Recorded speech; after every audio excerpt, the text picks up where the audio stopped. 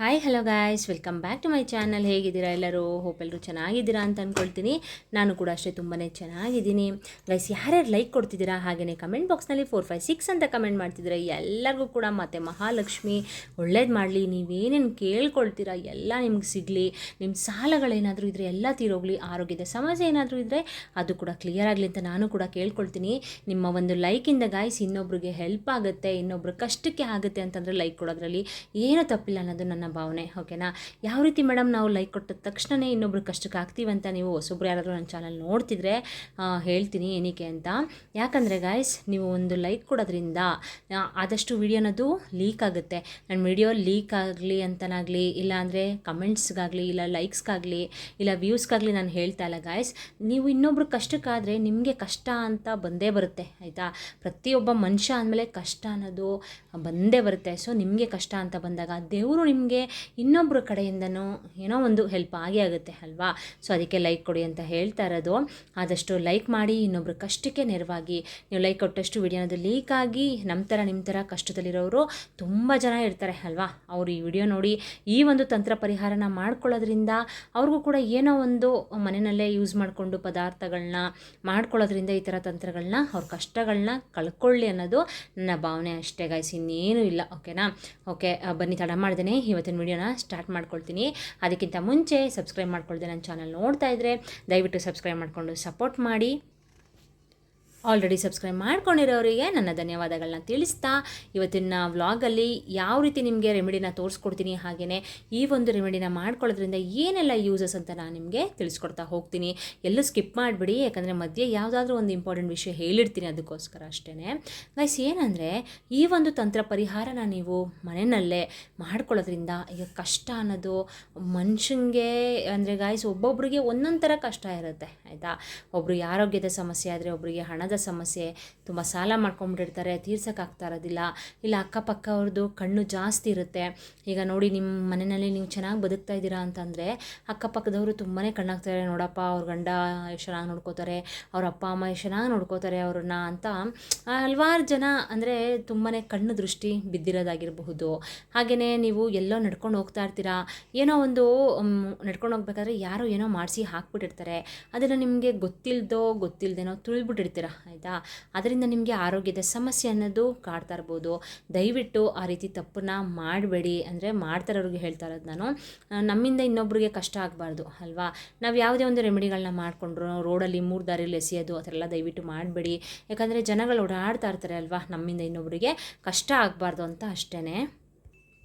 So guys, ನೀವು ಗೊತ್ತಿಲ್ಲದೇ ತುಳಿದ್ಬಿಟ್ಟಿರ್ತೀರಾ ಅಂತ ಅಂದ್ಕೊಳ್ಳಿ. ಆ ಒಂದು ತುಳಿದಿರೋದ್ರಿಂದನೂ ನಿಮಗೆ ಆರೋಗ್ಯದ ಸಮಸ್ಯೆನೋ ಕಾಡ್ತಾ ಇರುತ್ತೆ. ಅದು ಕೂಡ ಈ ಒಂದು ರೆಮಿಡಿಯಿಂದ ನಿಮಗೆ ಕ್ಲಿಯರ್ ಆಗುತ್ತೆ. ಹಾಗೆಯೇ ಸಾಲದ ಸಮಸ್ಯೆಯಲ್ಲಿ ತುಂಬ ಬೇಸತ್ತೋಗಿರ್ತೀರಾ. ಸಾಲ ಸಾಲ ಸಾಲ ಅಂದ್ಕೊಂಡು ಸಾಲದ ಮೇಲೆ ಸಾಲ ಮಾಡ್ಕೋತಾನೇ ಇರ್ತೀರಾ. ಯಾಕಂದರೆ ಏನಾದರೂ ಒಂದು ಸಮಸ್ಯೆ ಅಂದರೆ ಇರೋ ಸೇವಿಂಗ್ಸ್ ಎಲ್ಲ ಖಾಲಿಯಾಗಿ ಸಾಲ ಸಾಲ ಸಾಲ ಅಂತ ಮಾಡಿಕೊಂಡು ಏನಾದರೂ ಒಂದು ಸಮಸ್ಯೆ ಬರ್ತಾ ಇರುತ್ತೆ. ಸಾಲ ಸಾಲ ಅಂತ ಮಾಡ್ಕೊಳ್ತಾನೆ ಇರ್ತೀರಾ. ಆ ರೀತಿ ನಿಮಗೆ ಏನಾದರೂ ಜಾಸ್ತಿ ಸಾಲ ಏನಾದರೂ ಇದ್ದರೆ ಈ ಒಂದು ರೆಮಿಡಿಯಿಂದ ಗಾಯ್ಸ್ ನಿಜವಾಗ್ಲೂ ನಿಮ್ಮ ಸಾಲ ಅನ್ನೋದು ಪರಿಹಾರ ಈ ಒಂದು ರೆಮಿಡಿಯಿಂದ ಸಿಗುತ್ತೆ ಗಾಯ್ಸ್. ಬೇಕಾದರೆ ನೀವು ಅಬ್ಸರ್ವ್ ಮಾಡಿ, ಒಂದು ನಂಬಿಕೆ ಇಟ್ಟು ಶ್ರದ್ಧಾ ಭಕ್ತಿಯಿಂದ ಈ ಒಂದು ರೆಮಿಡಿನ ಮಾಡ್ಕೊಳ್ಳಿ, ನಿಜವಾಗ್ಲೂ ಒಳ್ಳೆಯದಂತೂ ಹಾಗೇ ಆಗುತ್ತೆ.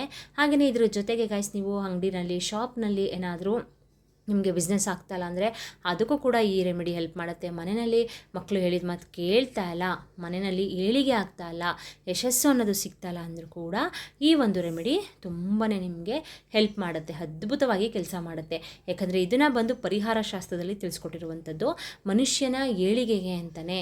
ಈಗ ದೇವರು ಕಷ್ಟ ಕೊಟ್ಟ ಮೇಲೆ ಪರಿಹಾರ ಅನ್ನೋದು ಕೂಡ ಕೊಟ್ಟಿರ್ತಾನೆ, ಆಯಿತಾ? ಸೊ ಪರಿಹಾರ ಶಾಸ್ತ್ರದಲ್ಲಾಗಿರಬಹುದು, ಸಿದ್ಧಿಶಾಸ್ತ್ರದಲ್ಲಾಗಿರಬಹುದು, ಮಾಡುವಂಥ ರೆಮಿಡಿಗಳಿಗೆ 100ಗೆ 200% ರಿಸಲ್ಟ್ ಅನ್ನೋದು ಸಿಗುತ್ತೆ. ಓಕೆನಾ? ಮನುಷ್ಯನ ಏಳಿಗೆಗೆ ಅಂತಲೇ ಈ ರೀತಿ ಕೆಲವೊಂದು ತಂತ್ರ ಪರಿಹಾರಗಳನ್ನ ಅಂದರೆ ಹೇಳಿರ್ತಾರೆ ಗಾಯ್ಸ್, ಹೇಳ್ಕೊಟ್ಟಿರ್ತಾರೆ. ಅದನ್ನು ನಾವು ಒಂದು ನಂಬಿಕೆ ಇಟ್ಟು ಶ್ರದ್ಧಾ ಭಕ್ತಿಯಿಂದ ಮಾಡ್ಕೊಳ್ಳೋದ್ರಿಂದ ನಮಗೆ ಗುಡ್ ರಿಸಲ್ಟ್ ಅಂತೂ ಸಿಗುತ್ತೆ. ಆದರೆ ನಾನು ಪ್ರತಿ ಸಲ ಹೇಳೋ ಥರನೇ ಗಾಯ್ಸ್, ಆದಷ್ಟು ಮನೇನ ಕ್ಲೀನಾಗಿ ಇಟ್ಕೊಳ್ಳಿ, ಒಂದು ನಂಬಿಕೆ ಇಟ್ಟು ಈ ರೀತಿ ರೆಮಿಡಿಗಳನ್ನ ಮಾಡ್ಕೊಳ್ಳಿ. ಇದೇ ರೀತಿ ಹಲವಾರು ವೀಡಿಯೋಸ್ನ ನಾನು ಹಾಕಿದ್ದೀನಿ. ಅಂದರೆ ತುಂಬ ನಿಮಗೆ ದುಡ್ಡು ಖರ್ಚಾಗದೇನೆ ಹೊರಗಡೆ ಹೋಗಿ ಜ್ಯೋತಿಷ್ಯ ಶಾಸ್ತ್ರ ಎಲ್ಲ ಕೇಳ್ತೀರಾ, ಅಲ್ಲೂ ನಿಮಗೆ ಅಂದರೆ ಪೂಜೆ ಎಲ್ಲ ಮಾಡಿಸ್ತೀರಾ ಅಂದರೂ ಕೂಡ ನಿಮಗೆ ರಿಸಲ್ಟ್ ಸಿಕ್ಕೋದಿಲ್ಲ. ಆ ರೀತಿ ಎಲ್ಲ ಸುಮ್ಮನೆ ಯಾಕೆ ದುಡ್ಡು ವೇಸ್ಟ್ ಮಾಡ್ತೀರಾ ಅಲ್ವಾ? ಸೊ ತುಂಬಾ ದುಡ್ಡು ಖರ್ಚು ಇಲ್ಲದೇ ನಿಮಗೆ ಮನೆಯಲ್ಲೇ ನೀವು ಯೂಸ್ ಮಾಡುವಂಥ ಪದಾರ್ಥಗಳನ್ನ ಯೂಸ್ ಮಾಡಿಕೊಂಡು ನಿಮ್ಮ ಕಷ್ಟಗಳನ್ನ ಕಳ್ಕೊಳ್ಳಿ, ಆಯಿತಾ. ಸೊ ಬನ್ನಿ ಯಾವ ರೀತಿ ಈ ಒಂದು ರೆಮಿಡಿನ ಮಾಡ್ಕೊಳ್ಳೋದು ಅಂತ ನಾನು ನಿಮಗೆ ತಿಳಿಸ್ಕೊಡ್ತೀನಿ.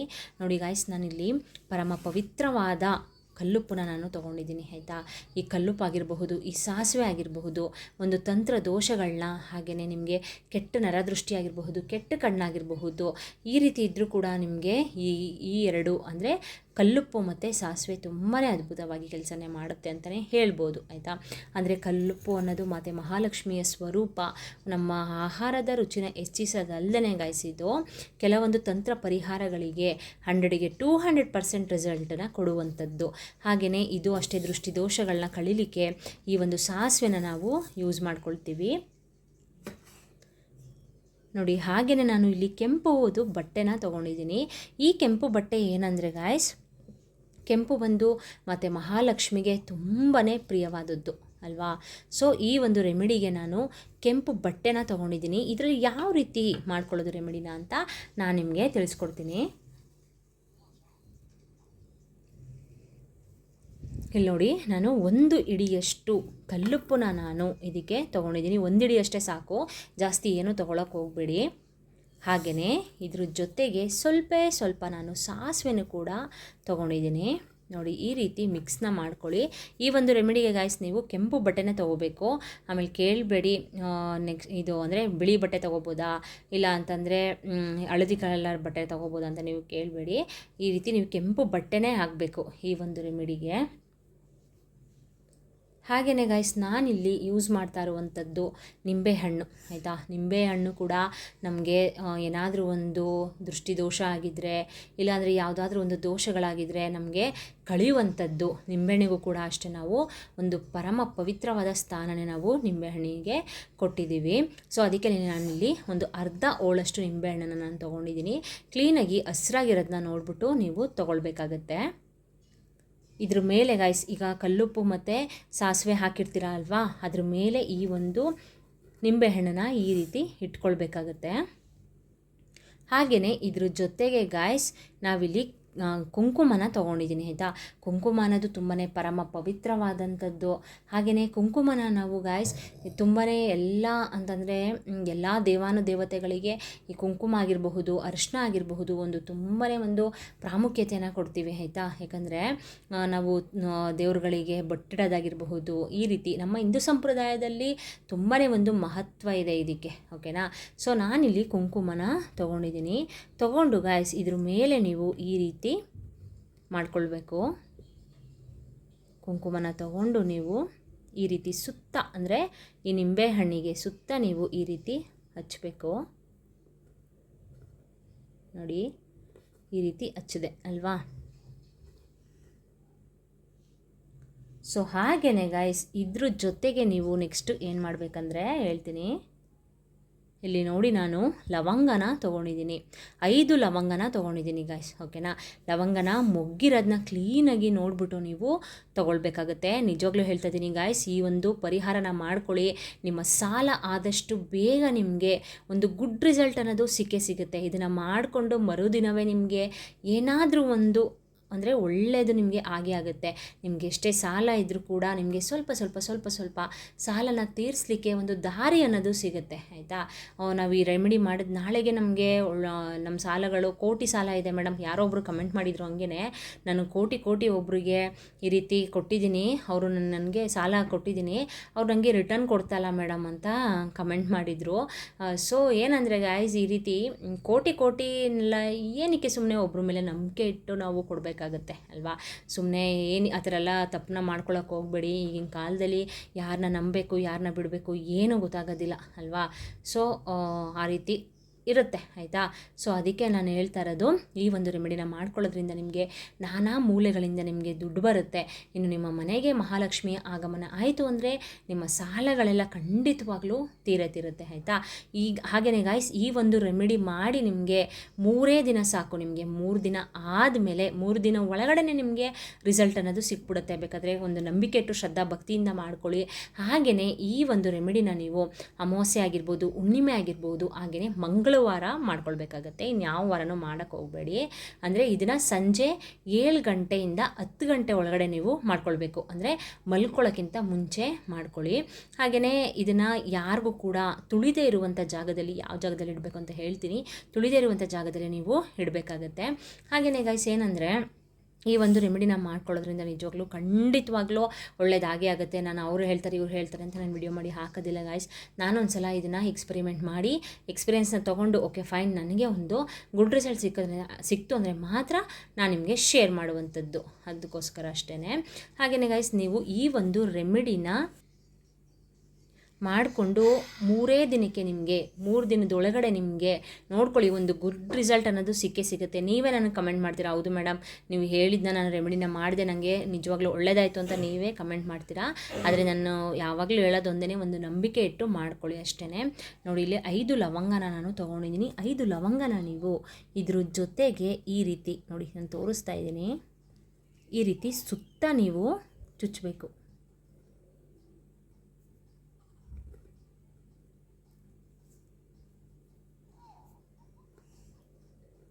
ಏನಂದರೆ ಗಾಯ್ಸ್ ಜೀವನದಲ್ಲಿ ತುಂಬಾ ಕಷ್ಟನ ಅನುಭವಿಸ್ತಾ ಇರ್ತೀರ ಆಯಿತಾ.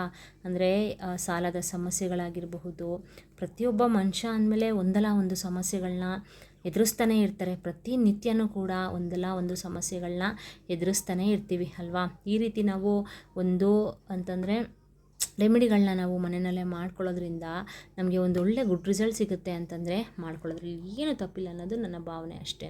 ನೋಡಿ ಇಲ್ಲಿ ನಾನು 5 ಲವಂಗನ ಇದ್ರೊಳಗಡೆಗೆ ಚುಚ್ಚಿದ್ದೀನಿ, ಓಕೆನಾ. ಚುಚ್ಚಾದ್ಮೇಲೆ ಏನು ಮಾಡಬೇಕು ಅಂದರೆ ಗೈಸ್ ನೀವು ಇದನ್ನು ಸಂಜೆ 7 ಗಂಟೆಯಿಂದ 10 ಗಂಟೆ ಒಳಗಡೆ ಮಾಡ್ಕೊಳ್ಳಿ. ಹಾಗೆಯೇ ಮಂಗಳವಾರ ಅಮಾವಾಸ್ಯೆ ಹುಣ್ಮೆನಲ್ಲಿ ಮಾಡ್ಕೊಳ್ಳಿ, ತುಂಬಾ ಒಳ್ಳೆಯದು. ಇನ್ಯಾವ ವಾರನೂ ಮಾಡೋಕ್ಕೆ ಹೋಗಬೇಡಿ. ಹಾಗೆಯೇ ಇದನ್ನು ಒಂದು ಪ್ಲೇಟ್ಗೆ ಇಟ್ಕೊಂಡು ಈ ರೀತಿ ಯಾವುದಾದ್ರೂ ಒಂದು ಪ್ಲೇಟ್ನ ತೊಗೊಳ್ಳಿ.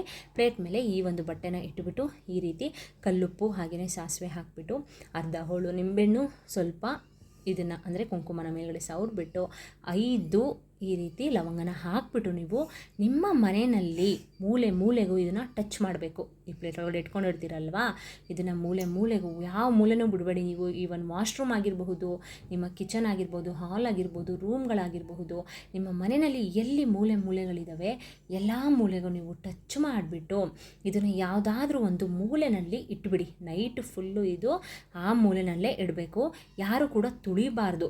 ಆ ರೀತಿ ನೀವು ನೋಡ್ಕೊಳ್ಬೇಕು, ಸರಿನಾ. ಅದಾದಮೇಲೆ ಬೆಳಿಗ್ಗೆ ಎದ್ಬಿಟ್ಟು ಗೈಸ್ ನೀವು ಈ ಒಂದು ಇದನ್ನು ತೊಗೊಂಡು ಹೋಗ್ಬಿಟ್ಟು ಒಂದು ಚೂರು ಕೆಳಗಡೆ ಚೆಲ್ಲದೆ ಇರೋ ಥರ ನೀವು ನೋಡ್ಕೋಬೇಕು, ಆಯಿತಾ.